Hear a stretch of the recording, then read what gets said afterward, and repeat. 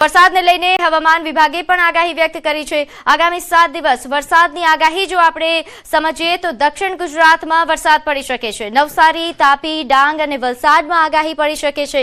આ ઉપરાંત દમણ, દાદરા, નગર હવેલીમાં પણ વરસાદ પડી શકે। સાથે સૌરાષ્ટ્રમાં પણ વરસાદની આગાહી છે। 12 થી 14 જૂન દરમિયાન વરસાદ પડી શકે છે। ગીર સોમનાથ, અમરેલી, જૂનાગઢમાં વરસાદ પડે તેવી પણ શક્યતા હવામાન વિભાગે વ્યક્ત કરી છે।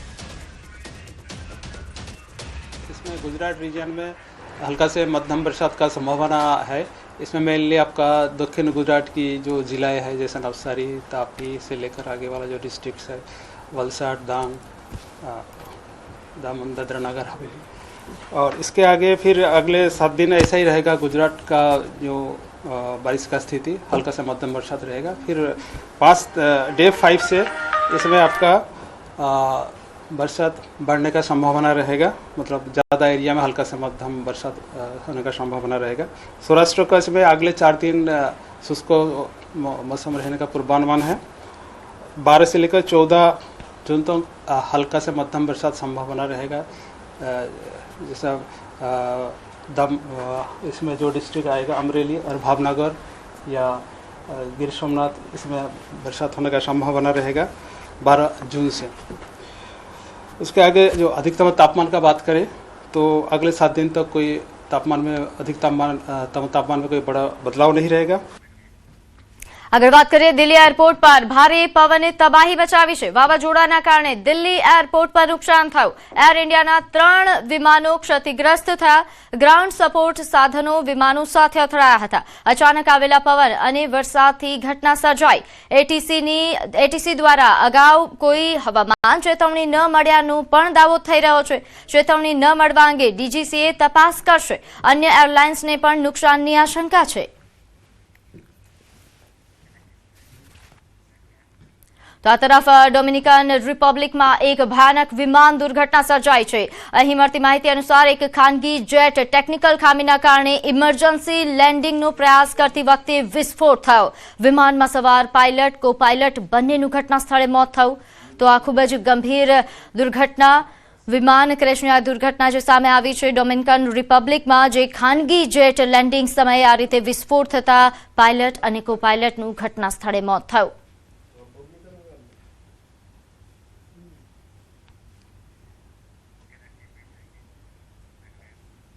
આગળ વાત કરીએ અમદાવાદની। અહીં ચોમાસા પહેલા રોડ બેસી જવાની ઘટના સામે આવી છે। વસ્ત્રાલમાં બાપા સીતારામ ચોક પાસે રોડ બેસી ગયો। સ્ટ્રોમ વોટર લાઇનના કામ બાદ પૂરું પુરાણ ન થતા રોડ બેસી ગયો। ડ્રેનેજ ઉભરાવવાથી ખાડામાં ગંદુ પાણી ભરાયું હતું।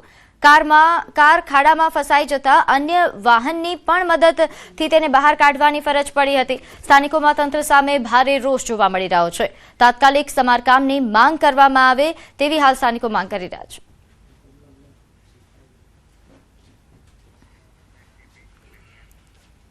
આગળ વાત કરીએ શાહીબાગ વિસ્તારની, જ્યાં પ્રદૂષિત પાણીની સમસ્યાને લઈને સ્થાનિકો વિફર્યા।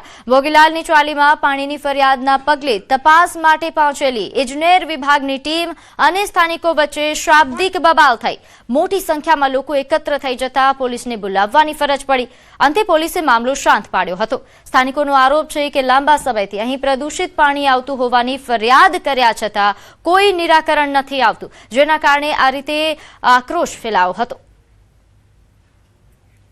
શાહીબાગ વોર્ડમાં આવેલી ભોગીલાલની ચાલી કે જ્યાં અચાનક જ પાણીની સમસ્યાને કારણે લોકોએ હોબાળો મચાવ્યો। મારી સાથે લોકો છે, તેમની સાથે વાતચીત કરીશું। બેન, શું થયું હતું અને શા માટે આ હોબાળો કરવાની જરૂર? અમારે પ્રશ્ન એ હતો કે 15 દિવસથી અમારે પાણી ગંદુ આવતું હતું। અમે પ્રશ્ન કરેલો, કોઈ તંત્ર અમારા અહીં આવતું નહોતું, બરાબર। આજે અમે જેવો હોબાળો કર્યો, તંત્રને જાણ કરી એવા જ રાજુભાઈ પટેલ, જસુભાઈ ઠાકોર, અમારા ભાજપના જેટલા કાર્યકર્તા બધા અહીં હાજર થઈ ગયા અને પાણીના પ્રશ્નનો ઉકેલ આવ્યો। ખાડા જોઈન્ટ મરાયું। અત્યારે પાણીનો પ્રશ્નનો ઉકેલ આવી ગયો છે। ચાડો નહીં ફેલાયો એવું નથી। દુખી થયા પાણીને? બાપા 2.5 મહિનાથી દુખી થઈએ। હેડાતું નહીં, પરડે ડોલો લઈને આવીએ છીએ। 2.5 મહિના જો આમાં ટોકો જો ખાલી ખમ પડ્યો, એટલે પડી ના જાય। રોગચાળો તો ક્યાંનો મેડમ 15 દિવસથી રોગચાળો ઉભો થયો છે। આ લાઈનમાં કોઈ એવું નહીં કે જેના બાટલા ના ચડે. આટલા છોકરાને પણ બાટલા ચડ્યા. મારી માને તો સ્પેશિયલ ઓપરેશન કરાવ્યું, પાણી ખરાબ ભરાઈ ગયું હતું ને એના લીધે. કાર્યકર્તા એમ કહેશે કે નહીં કશું જ થાય. અત્યારે હોબાળો કરે તારે બધા આવીને ઉભા થઈ ગયા છે. અત્યાર સુધી કેમ કોઈ આવ્યું નહીં, જોવા બી નહીં આવ્યું, અને બધા પાઇપ કાપી નાખે કે પાણી નહીં આવે. અરે અમારી ચાલીમાં તો 2 મહિનાથી થયું, ત્યાં આગળ બી 15 દિવસથી કઈ ખરાબ પાણી આવે છે.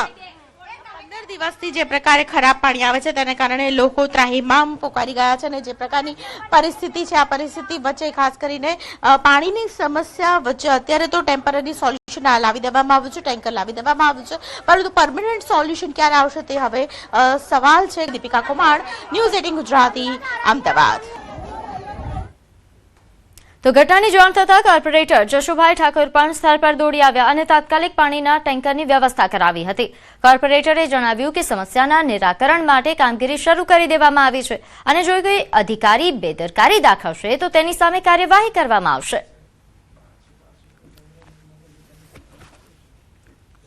ઘર સુધી પાણી ટેન્કર આવે છે, પરંતુ પાઇપ નાનો હોવાથી એમના ઘર સુધી પહોંચી શકતું નથી. એ પાણી તાત્કાલિક એની એસી સાથે વધારે સપ્લાય કરી અને તાત્કાલિક આપણે પાણીની પાઇપ પણ નવી જાળવી કરાવી દીધી છે. અત્યારે હાલ વોટર પોલ્યુશન આપ પણ જોઈ શકો એ કામગીરી ચાલુ છે. બને એટલું ઝડપથી કામગીરી પૂર્ણ કરાવીશું અને હવે આ જે નાની પાઇપથી પાણી મળે એ દરેક નાગરિકને પૂરતા પ્રમાણમાં મળી જાય અને જરૂરિયાત પ્રમાણે હવે છેલ્લા 5 દિવસમાં પોતાના પ્રમાણમાં ટેન્કર આપીને હવે ભવિષ્યમાં પણ એમને જરૂરિયાત પ્રમાણે ટેન્કર.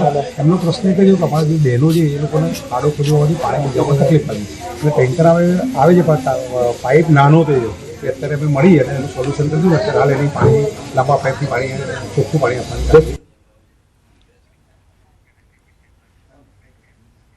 તો આ તરફ અમદાવાદમાં ચોમાસા પહેલા જ ભૂવો પડ્યો છે. આશ્રમ રોડ પાસે મસમોટો ભૂવો પડ્યો. આશ્રમ રોડથી રિવરફ્રન્ટ જવાના રસ્તા પર ભૂવા પડ્યાની ઘટના બની છે.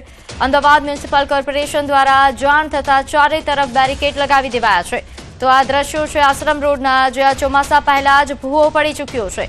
તો આશ્રમ રોડ પાસે આ મસમોટો ભૂવા પડતા હાલ તો બેરિકેડ લગાવી દેવાયા છે, પરંતુ આ પ્રકારના ભૂવા પડવાની જે ઘટનાઓનો સિલસિલો છે તે હવે શરૂ થઈ ચૂક્યો છે.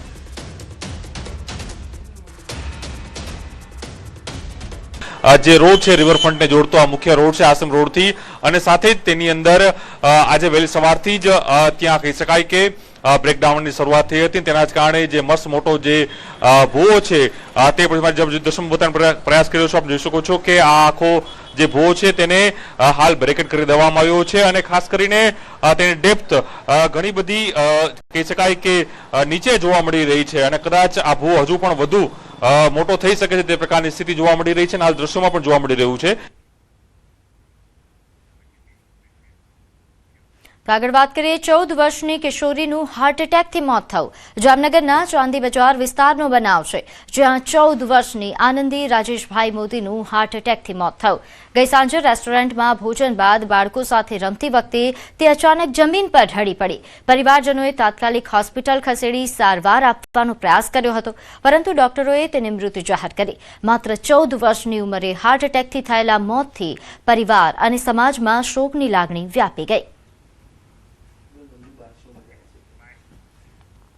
વડીલો બધા વાતો કરતા હતા અને છોકરાઓ બધા રમતા હતા. એમાં રમતામાં દોડતા દોડતા આનંદી ત્યાં જ અમારી નજરોની સામે ઢળી પડી અને અમે લઈ જવા મતલબ હોસ્પિટલે લઈ ગયા, સિનર્જી હોસ્પિટલ ખાતે. ત્યાં એમને મૃત જાહેર કરી અને અમારી સામે જ અમારી દીકરી જતી રહી. પીએમનું કહેવાનું, પીએમના રિપોર્ટ મુજબ એને એવું કેવું થાય છે કે સિરિયર એટેક કહેવાય અને એટલે આમાં કઈ મોકો જ ન મળ્યો. મતલબ તો અમદાવાદ ગ્રામ્યમાં વધુ એક હત્યાનો બનાવ સામે આવ્યો છે. ધોળકામાં હત્યાનો બનાવ સામે આવ્યો, જ્યાં મિત્ર દ્વારા મિત્રની હત્યા કરવામાં આવી. વિરમગામમાં પણ હત્યાની ઘટના બની છે, જ્યાં ગ્રામ્ય અને શહેરમાં એક જ દિવસમાં હત્યાની 3 ઘટના બનતા ચકચાર મચી છે.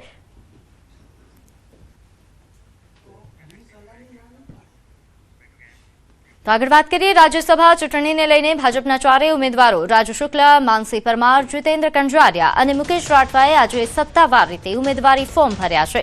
ત્યારે પ્રદેશ અધ્યક્ષ જગદીશ વિશ્વકર્માએ આ પ્રસંગે જણાવ્યું કે ગુજરાતના રાજકીય ઇતિહાસમાં એક ઐતિહાસિક ઘટના છે, કારણ કે રાજ્યસભામાં ગુજરાતના તમામ સાંસદો ભાજપના હોવાની શક્યતા છે.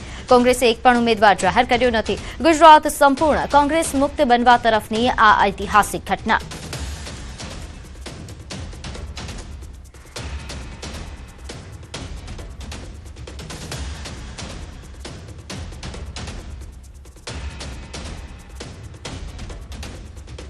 ઐતિહાસિક દિવસ છે.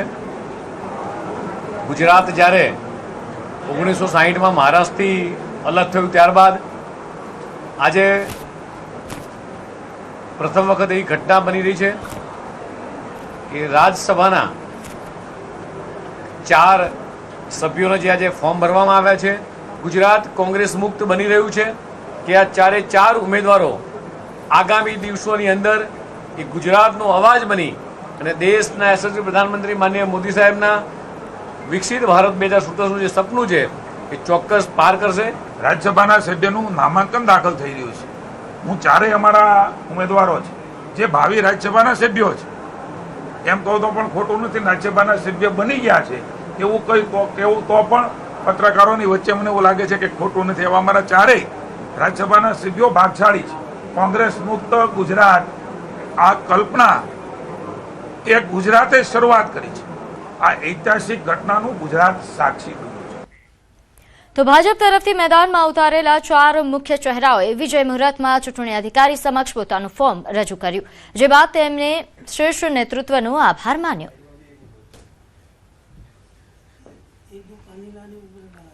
છેવાડાના માનવી, છેવાડાના જિલ્લાના, છેવાડાના ગામમાંથી એક સામાન્ય કાર્યકર્તાને રાજ્યસભાના નોમિનેટ માટે જ્યારે વિશ્વાસ મૂક્યો છે એ બદલ